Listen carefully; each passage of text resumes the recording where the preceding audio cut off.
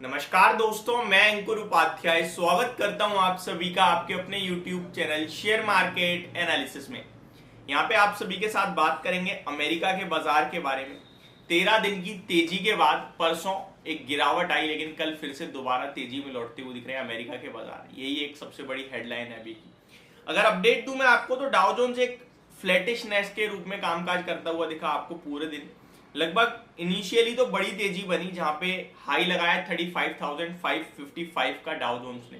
उसके बाद एक डिप आई दिन के दौरान सेकेंड हाफ में, जहां पे 35,365 के आसपास आया, यानी ऑलमोस्ट ऊपर के पॉइंट से 200 पॉइंट्स की डिप। एंड क्लोजिंग ऑलमोस्ट 35,459 के लेवल्स पे अमेरिका के बाजार में डाउ जोन्स में आते हुए दिखी है। 176 पॉइंट्स की तेजी देखने को मिली है। नेस्डेक इंडेक्स लीड करता हुआ दिखाया मार्केट को। अगर नेस्डेक इंडेक्स की बात की जाए तो ऑलमोस्ट 2% की तेजी के साथ नेस्डेक इंडेक्स क्लोजिंग देता हुआ दिखाया।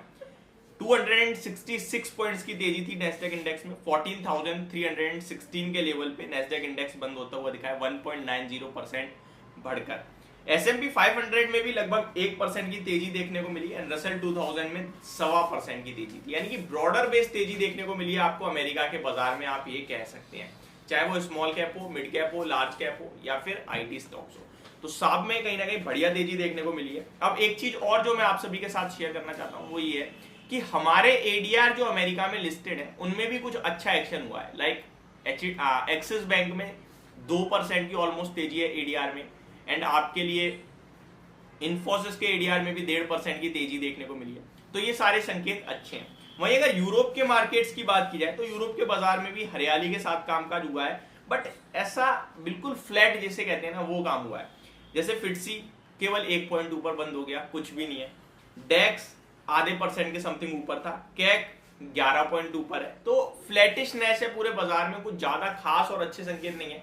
अमेरिका के बाजार के ये जो तेजी है, इससे हमें कितने संकेत लेने हैं इसका ज्यादा कुछ मैटर नहीं करता है मेरे को लगता है, क्योंकि मार्केट अपना इस समय डाटा ड्रिवन हो रहा है। जो कैश मार्केट में, जो एफएनओ में, जो एफआईआईडीआई का डाटा है उसके ऊपर चल रहा है। एंड जो लोग कंटिन्यू तेजी में बैठे हुए थे ना, अभी वो थोड़ा सा रुक रहे हैं।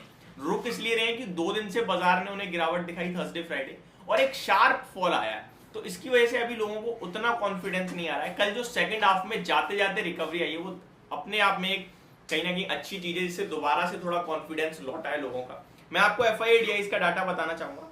एफआईआई कैश मार्केट में 1023 करोड़ की सेलिंग करके गए हैं। डीआईआई 1634 करोड़ की बाइंग करके गए हैं।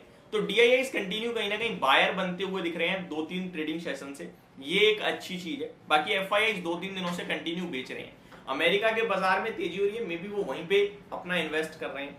फ्यूचर्स की बात करें तो यहाँ कल फिर से एक बार 1900 करोड़ की बिकवाली, ऑलमोस्ट 1863 करोड़ की बिकवाली आपको एफआईआई की तरफ से होते हुए दिखी है। तो एफआईआई फ्यूचर्स में दबा के बेच रहे हैं। अगर मैं पिछले 3 दिनों का डाटा आपके साथ शेयर करना चाहूं तो 27 जुलाई को एफआईआई ने 4000 करोड़ की बिकवाली करी, 3980 करोड़ की।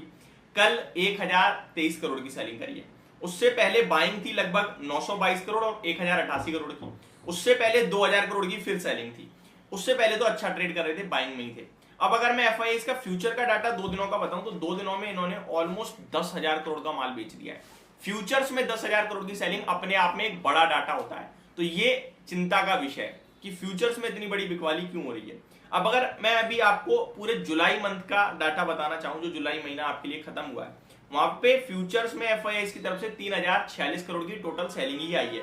कैश मार्केट का देखेंगे जुलाई तो 16,232 करोड़ की बाइंग देखने को मिली। एंड डीआईआई की तरफ से कैश मार्केट में 5,185 करोड़ की सेलिंग देखने को मिली है। तो पूरे जुलाई मंथ का डाटा डीआईआई ऑलमोस्ट 5,000 करोड़ का बेचा है जिन्होंने, एंड एफआईआई ने 16,000 करोड़ की बाइंग करी है। बट फ्यूचर्स में बिकवाली आते हुए दिख रही है, और फ्यूचर्स की बिकवाली अपने आप में बड़ी बिकवाली होती है, क्योंकि वहां पे एक लिमिटेड अमाउंट में बड़े शेयर्स बिक जाते हैं। तो इसलिए हमेशा फ्यूचर्स की बिकवाली को थोड़ा ज्यादा सीरियसली लेना चाहिए। अब आगे का आउटलुक कैसा होना चाहिए आपके लिए बाजार का? देखिए, medium term to long term तो अभी कोई इशू दिखता नहीं है बड़ा, जिसकी वजह से मार्केट नीचे जाए या कुछ हो। अभी बाय ऑन डिप्स का बाजार है, यही आपको करना चाहिए और यही आपको समझना चाहिए। ट्रेडिंग पर्पज से वॉलेटिलिटी अभी तक नहीं आई है, कभी भी किसी वक्त आ सकती है, क्योंकि आपका इंडिया विक्स ऑलमोस्ट 10.5 10.6 के लेवल्स पे ट्रेड कर रहा है। ये इंडिया विक्स का निचला स्तर होता है। 12-13 तक इंडिया विक्स जब आ जाएगा तो कहीं ना कहीं आप रिलैक्स रहना। उससे पहले मुझे लगता है जो ऑप्शन सेलर है उनके लिए किसी भी वक्त प्रॉब्लम खड़ी हो सकती है। ऑप्शन सेलर वो होते हैं जो एक मोटा पैसा लगा के ऑप्शन को सेल करते हैं और छोटा पैसा कमाते हैं, तो वो प्रीमियम बढ़ जाएगा तो ऑप्शन सेलर के लिए अपने आप प्रॉब्लम बनेगी। स्टॉक स्पेसिफिक एक्शन दबा के हो रहा है स्टॉक्स में, चाहे वो रिजल्ट बेस हो या फिर वो अपने आप में कोई खबर के दम पर हो। कॉर्पोरेट एक्शन दबा के हो रहे हैं, आईपीओ, बायबैक, डिविडेंड, ये सारी चीजें आपके लिए, बोनस स्प्लिट अच्छे खासे लेवल पे चल रही हैं इस समय बाजार में।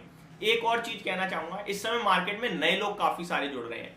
डाटा भी आया 2 करोड़ से ऑलमोस्ट 11, 12, 13 करोड़ का समथिंग के डीमेट अकाउंट हो चुके हैं, एक्टिव डीमेट अकाउंट जो है। तो आपको ये चीज याद रखनी है कि बाजार की तेजी में आप जो तेजी वाला शेयर ले रहे हो उसमें अगर गिरावट आती है तो आप खरीद पाओ ऐसा ही शेयर लेना, और इस समय बाजार में भर के पैसा मत लगाना, लिमिटेड अमाउंट में ही लगाना। गिरावट बाजार में होती ही होती है, कभी ये मत सोचना बाजार जिंदगी भर ऊपर जाएगा। तो ये सारी चीजें आपको जो है वो ध्यान में रखनी है। होप आपको ये पूरी जानकारी समझ में आई होगी। Thank you so much for watching this video. Have a great day guys.